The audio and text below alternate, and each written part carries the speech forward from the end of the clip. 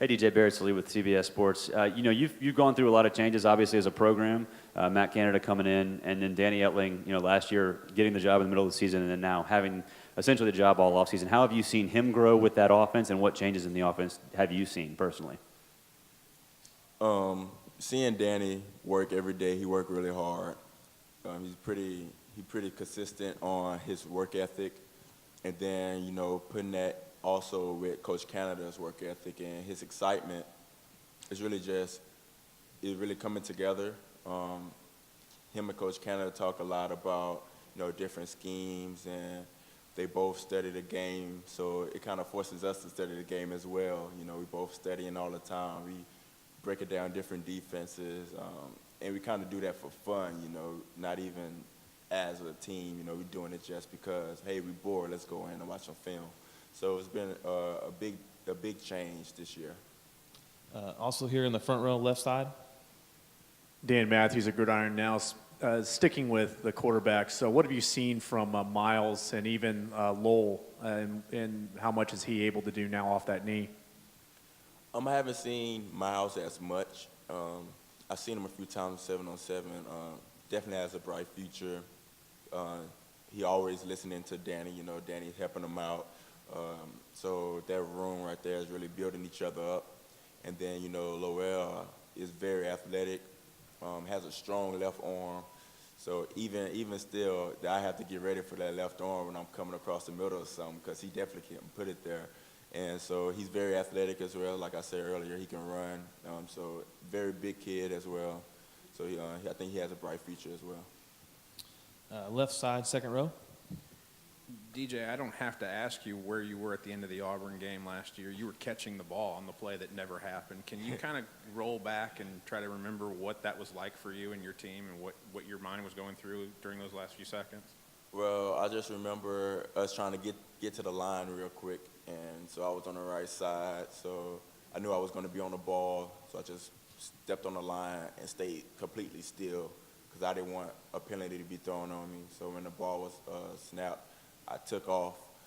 I got to the back of the end zone, and the guy jumped the Leonard's route, which left me right there, right exactly in the corner. And I saw Danny rolling down, and he threw it. And just reaction, I just caught it. And as I hit the ground, I looked to see if it was a touchdown. So I looked at the referee, and he put his hands up. So everybody kept asking me, did I catch it, did I catch it? And then I thought they was reviewing the catch, so I was asking, are they reviewing the catch? And everybody at the time, we thought that's what they were reviewing.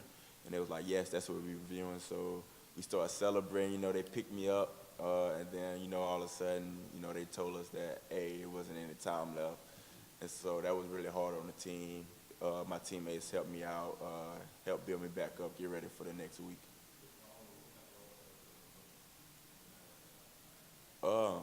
Kind of like getting on a roller coaster. You're excited at first, and then they go high, and then you're like, why did I get on this roller coaster, Yeah, we were so excited, and then once you realize, hey, we didn't win, it was like, dang, why we celebrated?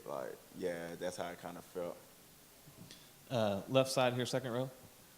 Chris Walsh, SEC Country. Just as a whole, what's the toughest defense that you see on a regular basis? Well, toughest defense that you see, and who's the toughest individual to face, do you think? You speaking of our other teams, it'll have to be, Alabama. They defensive line really wreak havoc every game they play. So you got to find ways to get open. You got to get open quick. So facing them, that's a challenge every year. Very smart, coach well. So I think that'll be probably the most disciplined and difficult team that we'll face. A player, it'll definitely have to come from our defense.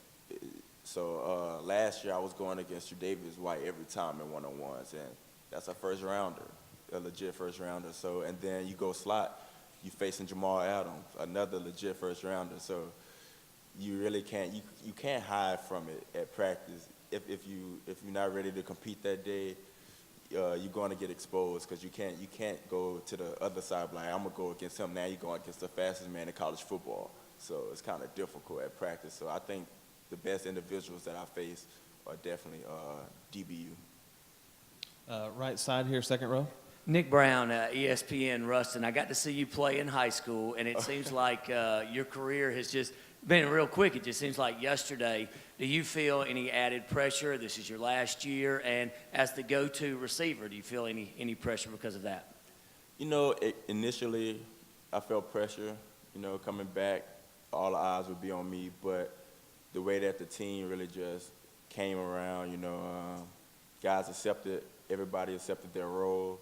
The team looked up to me. So at this point, I'm very comfortable with my role. And the guys that's under me accept their role, and I always build them up. You know, I tell them that we can't go into the game expecting for all the passes to come to me. Like, I need other guys to step up, and they work hard at it every day, and it kind of brings us even closer as a room and as an offense and as an entire unit.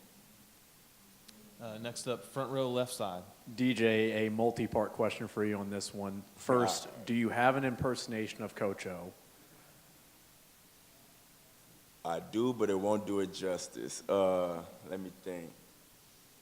Okay, so every time I see him, he'll come up, like if we're in a football setting, he'll be like, hey, DJ, what's my favorite play?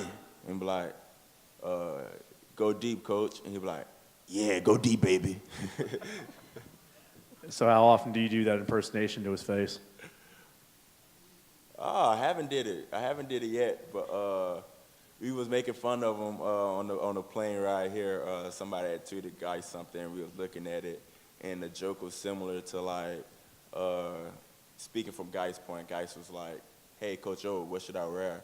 And the person typed that Coach O was like, ABFGIS, and so you don't really know what he said, and so Guys technically would be like, okay, so I wear salmon. So yeah, we'll joke around him sometime, but yeah, that's the first time I ever tried to do an impersonation.